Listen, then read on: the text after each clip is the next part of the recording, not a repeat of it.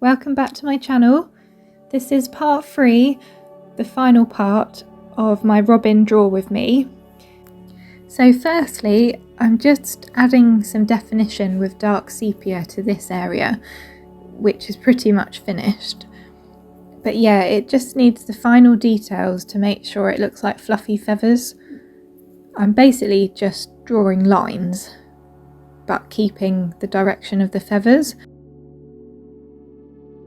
It's important though to add a few lines that go off in a different direction, just for like the realism side of it. I will link everything in the description below that I'm using for this drawing, but I'm mainly using Faber Castell Polychromos with a few Derwent Lightfasts as well. And the paper I'm using is Strathmore Toned Tan. So now I'm just putting down a base layer of ivory on this section and mapping out the lightest parts.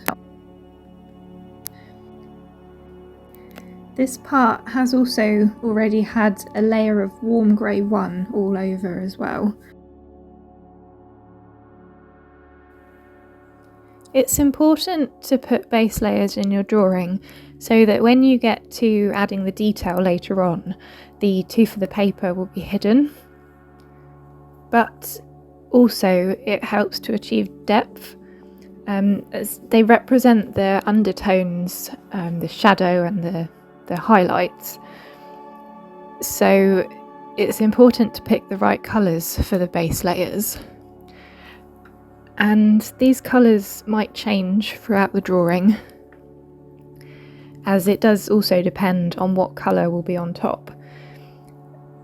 I wouldn't have wanted a blue tint under the orange section of this robin, otherwise it would have turned green when I added the orange on top.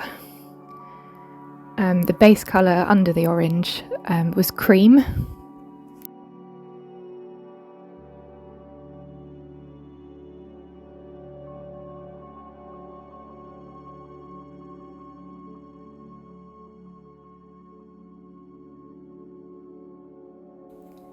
I'm just rubbing out the pencil lines so that they don't dirty the lighter colours, as there's really light fluffy feathers here. This is just a blusher brush that I'm using to brush away the rubber dust. So I'm using white for these wispy feathers here. I'm just blocking it in for now because it is in front of the dark tail. So later on I'll add in some darker lines just to make it look fluffy and feathery. And there's also the slice tool that I can use to put some lines in if needed. This is Derwent Fossil Grey. Again, I'm just doing directional lines, but I'm also trying to blend this wispy bit in to the rest of the body more. I'm just using Derwent Warm Grey to add to the dark bits that I've already mapped out. One of the key aspects to achieving realism is getting the right highlights and shadow in your drawing. Without this, the drawing will look really flat and not three-dimensional. So you need to make sure that you pay attention to where the light source is in your reference. It's behind and to the right of this robin. So the front left side will need to have the most shadow and have the darkest tones.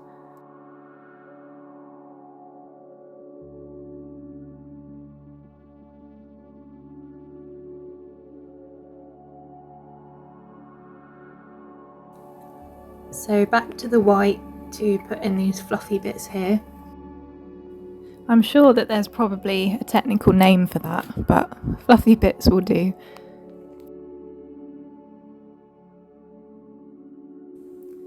Light blue and purple are really good colours to help add in some depth to areas of shadows. This is Derwent Mid Ultramarine and Wild Lavender that I'm using.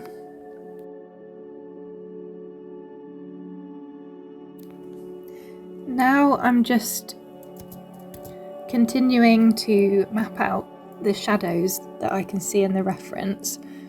I'm still keeping to the direction of the feathers.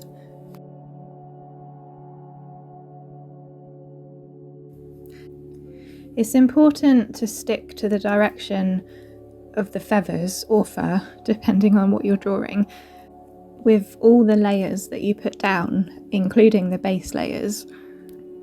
I would assume that that applies to human hair as well. It just helps to get a smoother finish.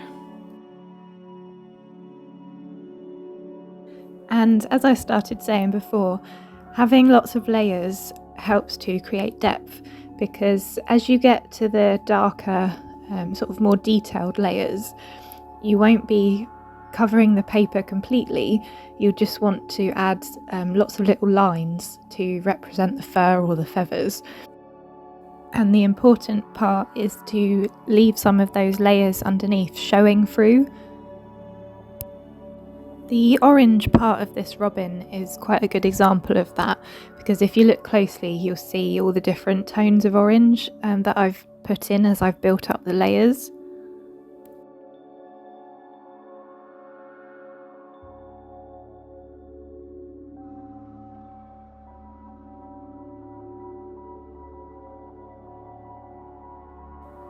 I'm just putting in some highlights that I can see that I've missed, but I'm also using the white to blend this area a little bit more.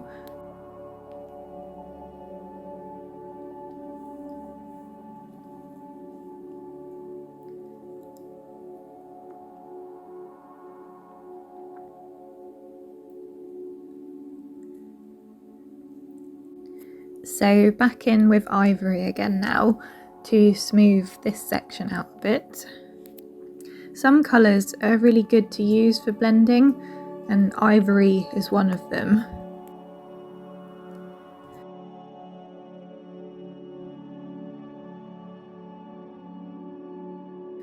This is Derwent Arctic, which is another really useful colour, and I'm using it to add a blue tint to this area of highlight. And again, it's another good colour for blending. I'm just trying to get this bit up here to blend in nicely together. At the moment they look a bit separate. I do tend to jump around the page a bit as and when I see a bit that needs adding to. Sometimes you can think a section is finished, but then when you add a dark or a light on another part, it can kind of throw out the bit that you thought was finished. That's why it's always good to stand back from your drawing every now and then as well, and even walk away from it sometimes. And then on the other hand, sometimes I get too caught up on capturing every detail in the reference. I like my drawings to look realistic, but I'm not trying to create a like for like from the photo. Like in this robin, for example, there's a lot of shadow because the bird was backlit, but I don't want to put that into this particular drawing. I just want the details and the colours and for the bird to be equally lit. I do try though to make my drawings better than the photo, which is mainly achieved by enhancing the colours and brightening areas which are perhaps too dark in the photo, or even darkening down some areas. Which all comes with practice, of course, knowing what will look good for the overall composition and to make certain parts of the subject pop too. I also find it helps to turn the iPad off and look at the drawing without the reference photo. I mean, this is how the viewer is going to see it after all, so as long as it looks good on its own, then that's all you want really. So I'm using black to get the darkest areas in.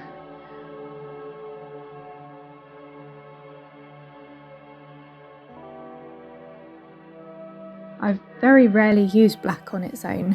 I always put it over the top of another colour. Otherwise it can kind of be an artificial looking black, like unrealistic.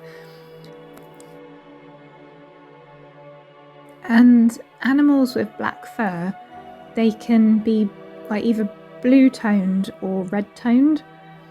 So just using black on its own would make the drawing really flat. If you've seen a black cat in the sunlight, they usually look brown, like a really reddish brown. And this is the red undertone that you would want to capture, even if you weren't drawing a sunlit black cat. Caput mortem is generally a good colour for the undertone. And dark indigo is really good for black fur that's got a blue undertone. So this is also when you need to be careful of your base layer. So for the red toned fur, you'd want a warmer base layer, and obviously for the blue toned fur, you'd want a cool colour. But really, you just need to take a bit of time to just really look at your reference photo and identify what the actual colours are and whether they're warm or cold tones. Now I'm alternating between nougat and black to build up the dark tail. Because I'm not trying to replicate the backlighting, I don't want to make these shadows too dark, so I'm blending the nougat and black just to make a very dark brown.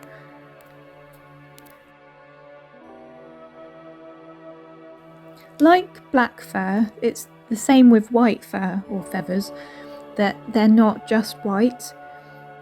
I'd say it's actually even more important with white, because white takes on the different colours, reflections of what's around it, and just shadows and highlights as well, especially for long or curly haired fur. So you don't want to just leave the white of the paper for white sections, because it just wouldn't look right. There's always tonal variations in there.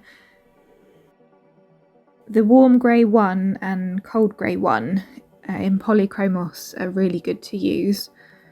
Very light blues and purples as well. And if the animal was sat on grass, you'd probably want to add in a hint of green. Maybe not if you aren't actually putting any of the grass into your drawing. The green on the animal might look a bit out of place otherwise.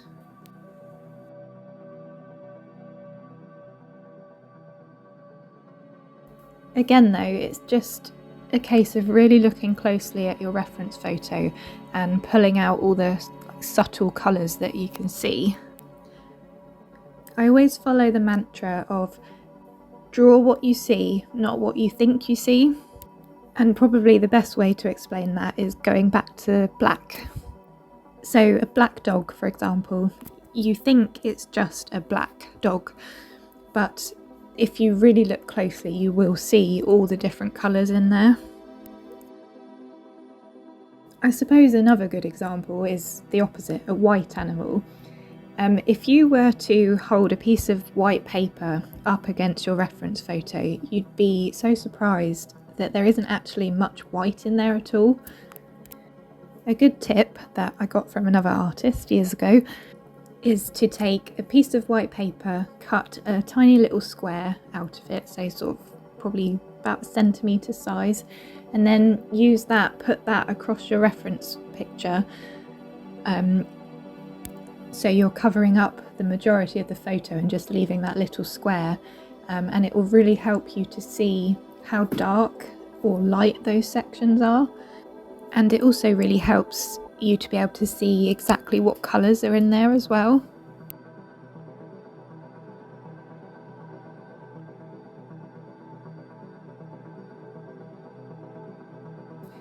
You've probably noticed that I keep turning the pencil every now and then. This is kind of a technique, or probably habit is a better word, that I've picked up from using pastel mat, because pastel mat is basically like sandpaper, so it really wears down the pencil quickly, and instead of sharpening the pencil, if you turn it, you keep your sharp point for longer. So I tend to do that on any paper now, I just can't help it. But it works quite well anyway, because obviously the less you sharpen your pencil, the longer it will last. Sometimes you really do need a really fine point, like if I was doing the eye and any other fine details, then I'd want a sharp point, but most of the time you can get away with not having a completely sharp pencil.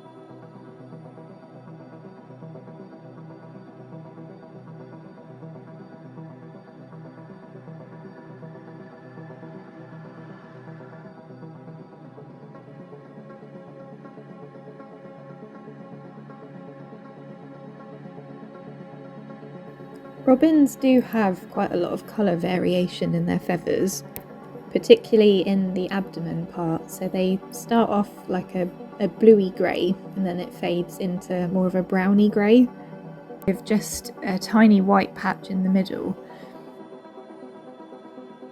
So I'm using Nougat, dark sepia, very lightly with that for now, warm grey 6 and Derwent Moonstone to put in those colours. If you haven't got the same brand of pencils as me, and you've got swatch cards of them, I 100% recommend making swatch cards if you haven't already.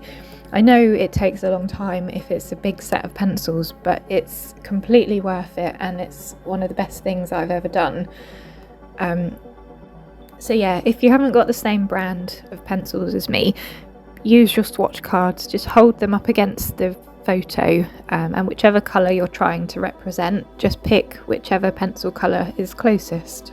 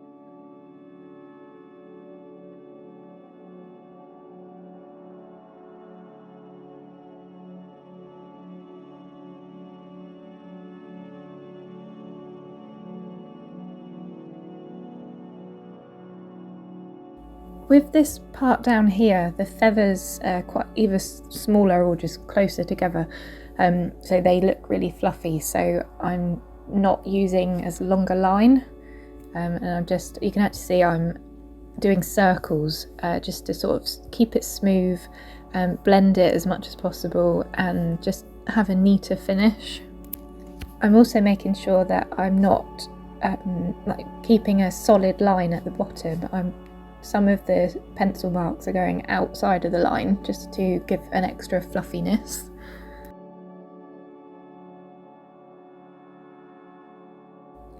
As well as tonal range being important in realism, you want to make sure that you accurately capture the texture of the subject that you're drawing. So for birds, this will be the different type of feathers that they have.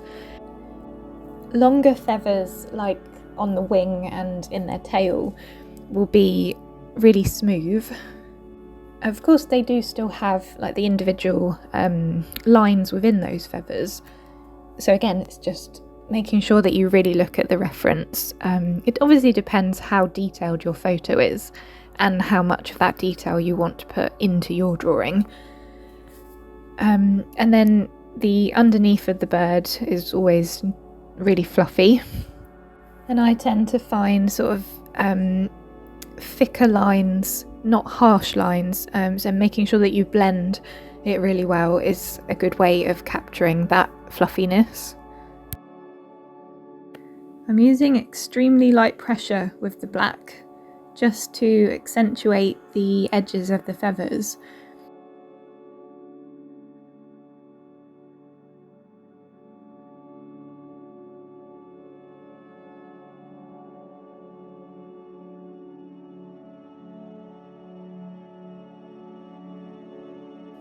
Even though I'm not trying to recreate the backlighting, this side does still need a bit of shadow, so I'm just using the lightest of pressures to darken it down with the black.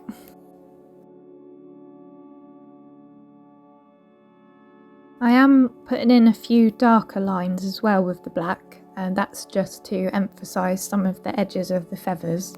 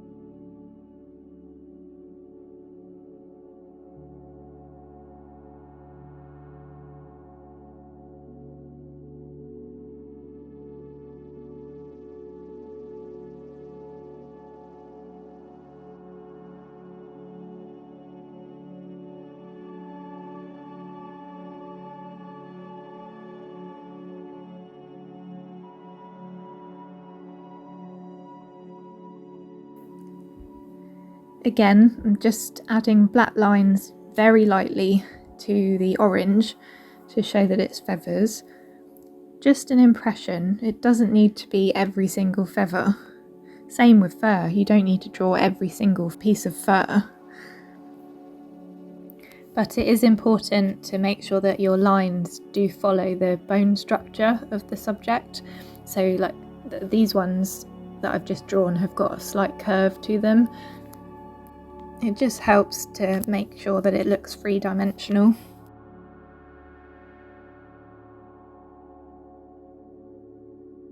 Now I'm just using Arctic to blend in these black lines a bit because they were just a bit too harsh and my eye was being drawn to that bit because of it.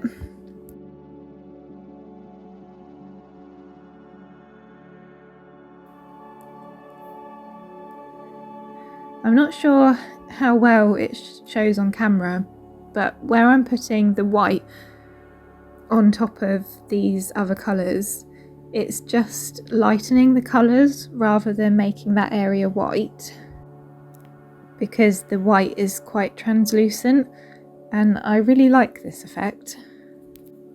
I mean, it's just layering, which is key for coloured pencil, and over time you get to know which colours to use together to get the particular shade that you want, and also which colours are good for smoothing out, which ones are good for glazing.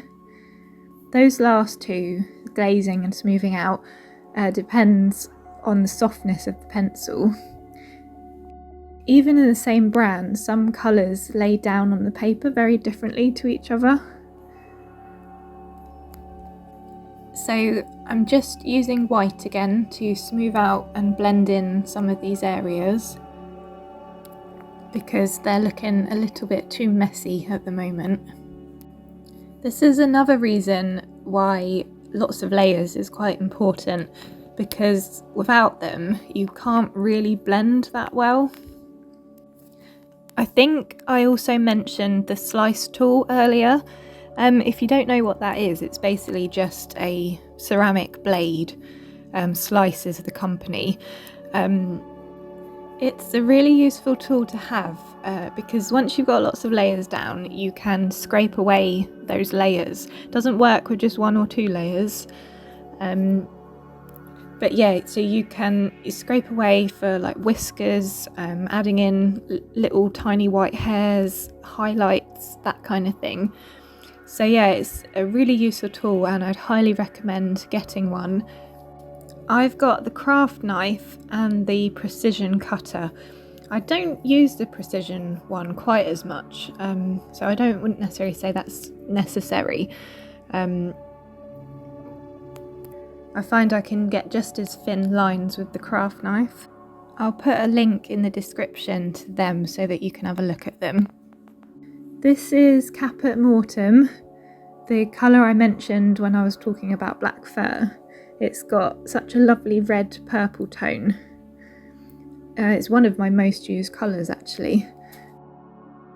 As I said earlier, I'm using it now underneath the black to get a warmer black.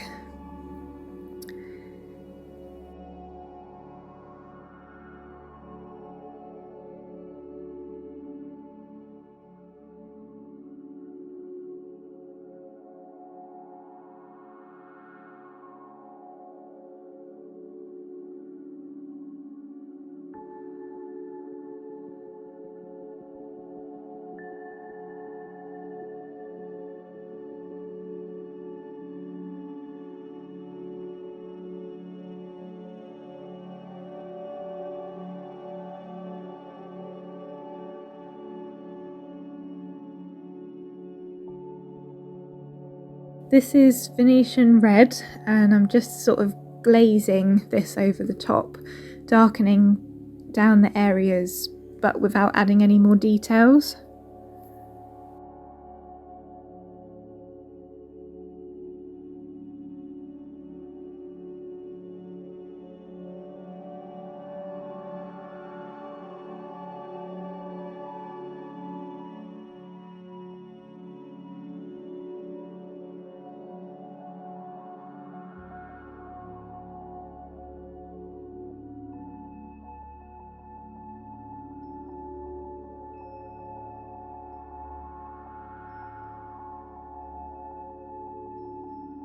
Back to Caput Mortem now.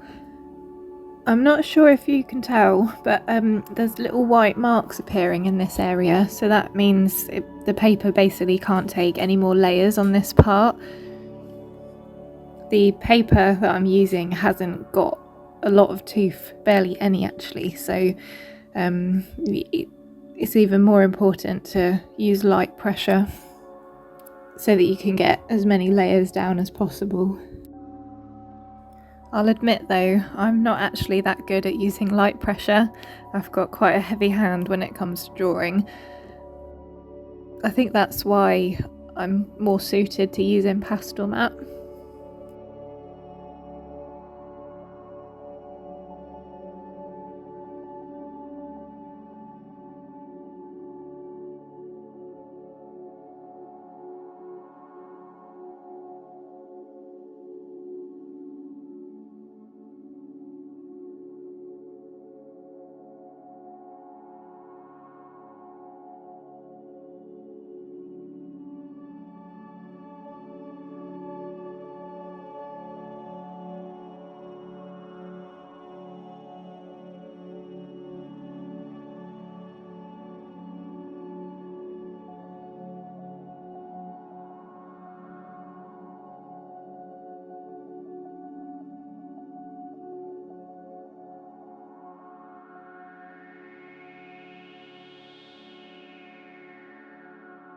So now I'm just adding some highlights, but I'm using cream instead of white because I want to keep the vibrancy of the orange.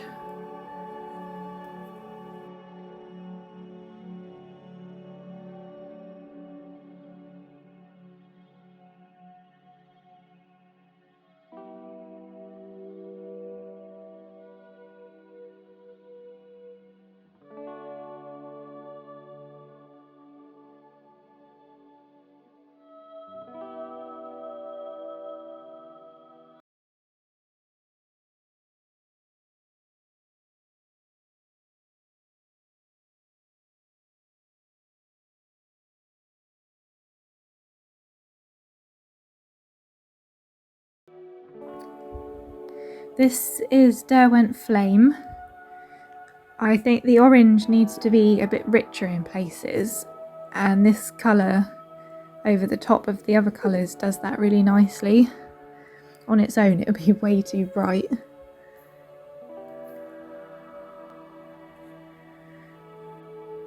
Coloured pencil is a slow medium, particularly if you're wanting to get realistic effects. It's important not to rush it. Just take your time and enjoy the process. This little bird has taken me about 3 hours so far, going by the videos, although I have cut out a lot of pauses on the other ones, either while I was deciding what colour to use or sharpening pencils. So it will probably be about 4, maybe 5 hours in total.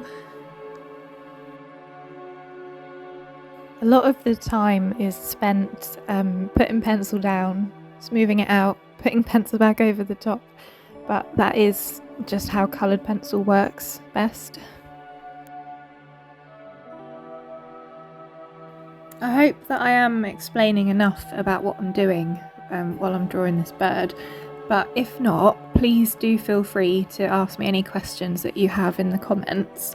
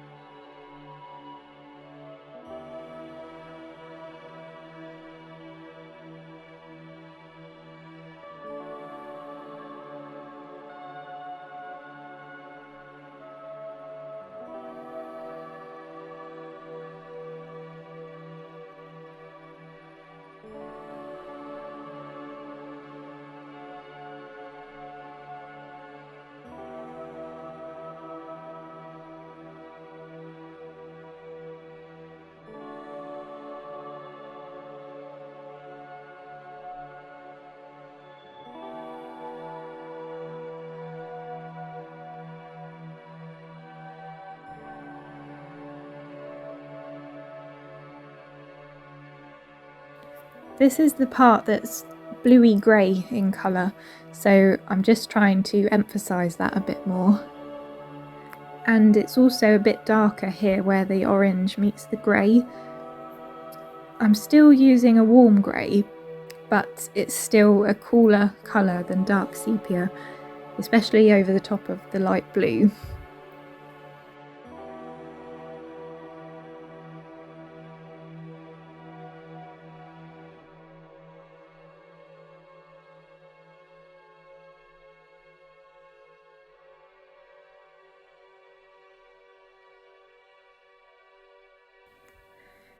Now I'm using Arctic to blend it all together a bit more and to keep the highlights as well.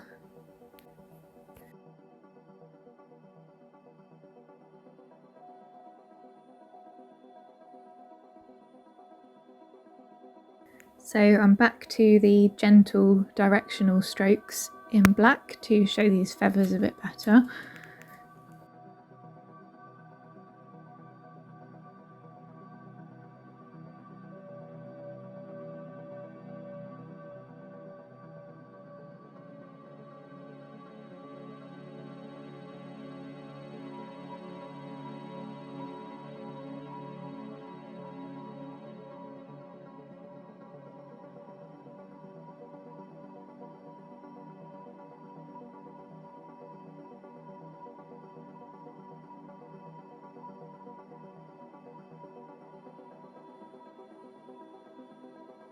Okay, I definitely don't like this bit looking so messy, so I'm going to smooth it all out again.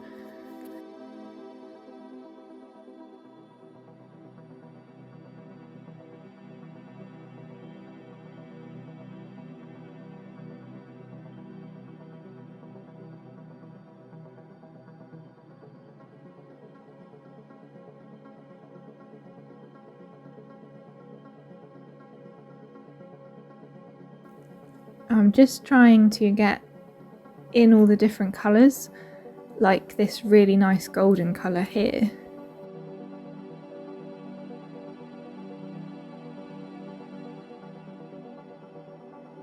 And the blue tones here.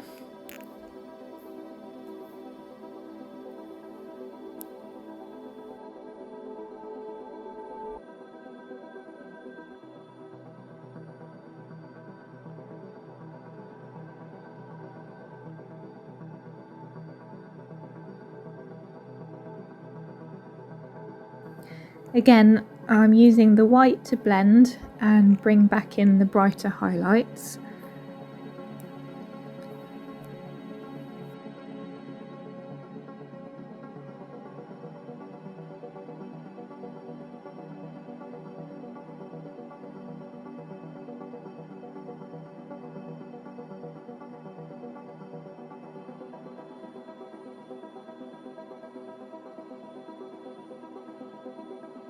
I'm finding that there's a really fine line with how dark the shadows can be in this piece, because contrast is one of the tools to use to direct the viewer's eye to a certain piece.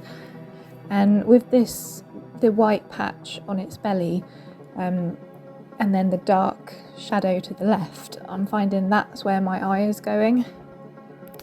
And I think that's also part of the reason why I don't like when I've done the black lines on its belly as well.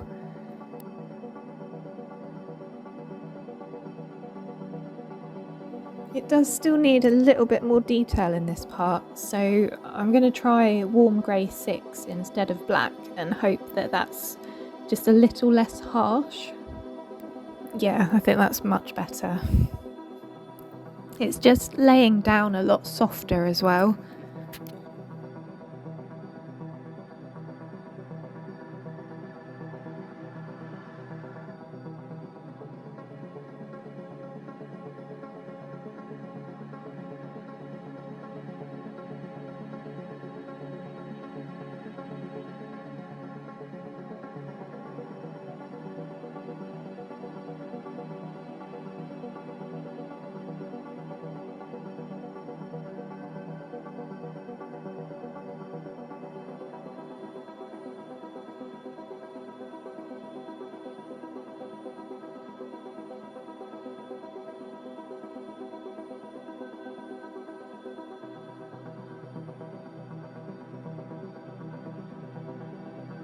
I know I said earlier I would have made this bit fluffier by using the dark lines, but actually the white is taking quite well over the top of the dark tail.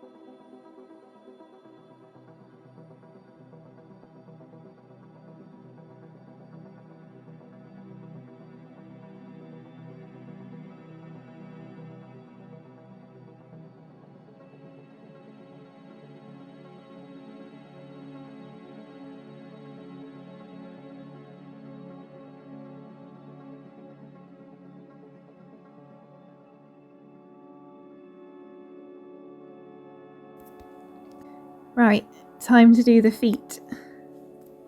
I'm going to start with Venetian red.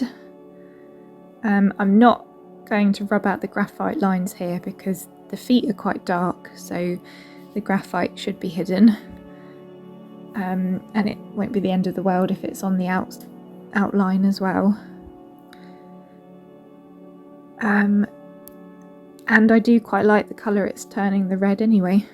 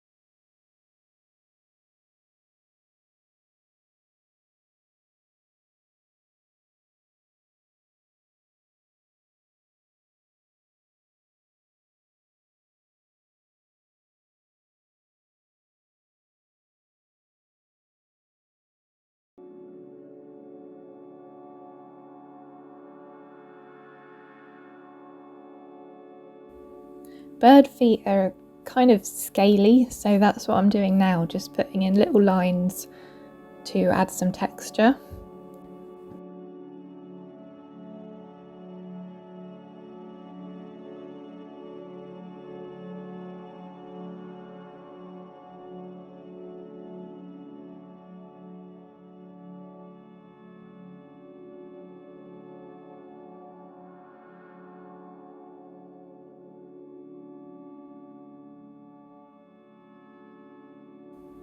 They've also got these knuckles, I don't know the actual term, but so it's important to make sure that they've got some shadow on them. This edge just needs to be a little bit darker. And not forgetting the highlights as well. This is Arctic again.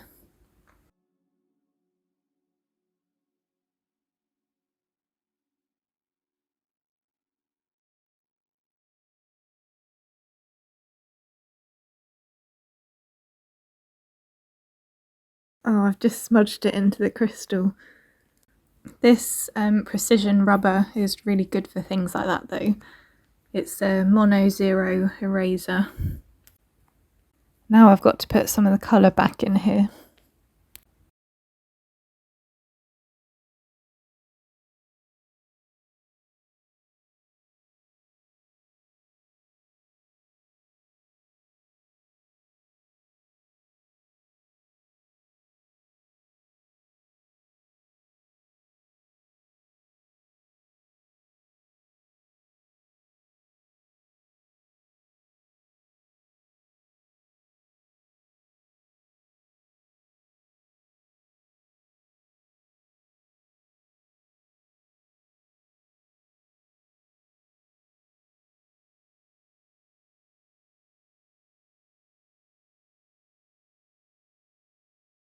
I'm not particularly happy with this toe now, but I can't really do much more because the paper's not going to take any more layers.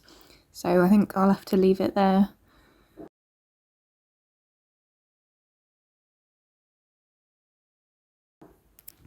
Okay, so there's my finished robin. I hope you've enjoyed this little mini tutorial. Do let me know if you'd like more videos in this style.